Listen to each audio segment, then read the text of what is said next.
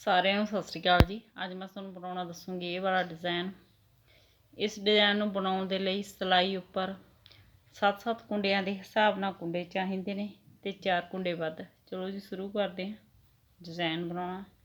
पहली सिलाई सीधी साइड, पहला कुंडा सीधा बुनो या उल्टा ਜਾਂ बिन बुनिया उतारो, ਤੁਹਾਡੀ अपनी मर्जी है, पर मैं इसको उल्टा बुनूंगी।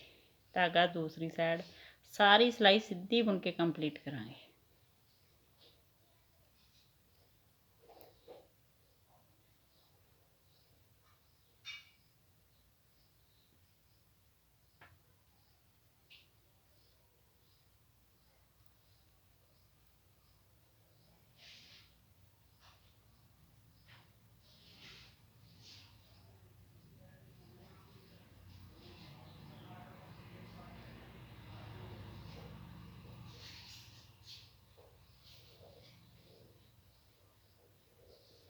लास्ट का कुंडा उल्टा बनाएंगे। दूसरी सिलाई उल्टी साइड, सारी सिलाई उल्टी बुन के कंप्लीट करांगे।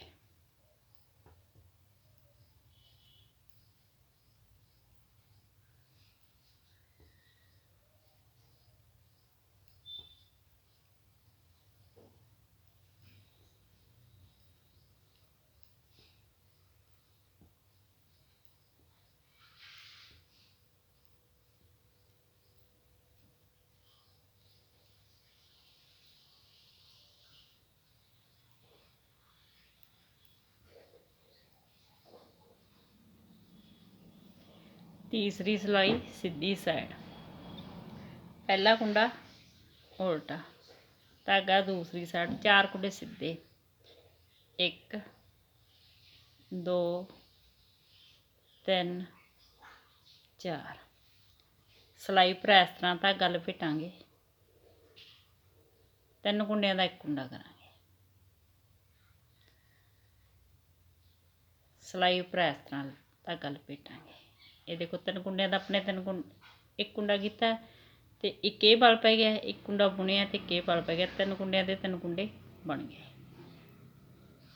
4 कुंडे सीधे, 1 2 3 4। सिलाई पर इस तरह धागा लपेटांगे, 3 कुंडियां का 1 कुंडा करांगे। सिलाई पर इस तरह धागा लपेटांगे, 4 कुंडे सीधे, 1 2 3 4। सिलाई पर इस तरह धागा लपेटांगे, 3 कुंडियां का 1 कुंडा करांगे।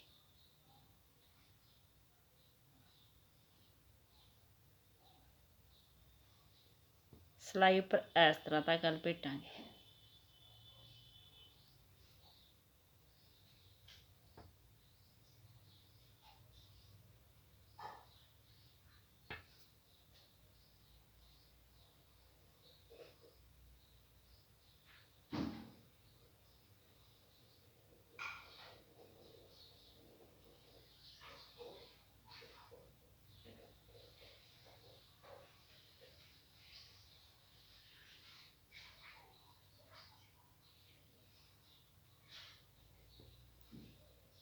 सिलाई पर इस तरह धागा लपेटांगे, 3 कुंडे सीधे, 1 2 3। धागा अपनी साइड, लास्ट का कुंडा उल्टा। चौथी सिलाई उल्टी साइड, सारी सिलाई उल्टी बुन के कंप्लीट करांगे।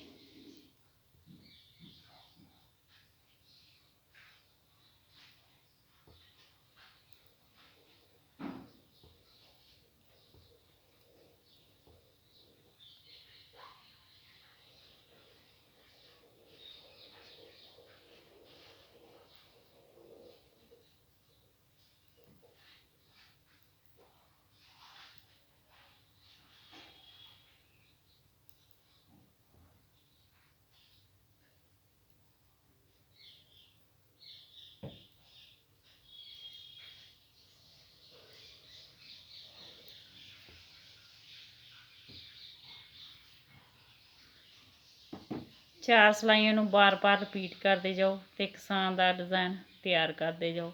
ਵੀਡੀਓ ਨੂੰ ਲਾਈਕ, ਸ਼ੇਅਰ ਔਰ ਚੈਨਲ ਨੂੰ ਸਬਸਕ੍ਰਾਈਬ ਜ਼ਰੂਰ ਕਰਿਓ ਜੀ। Thank you.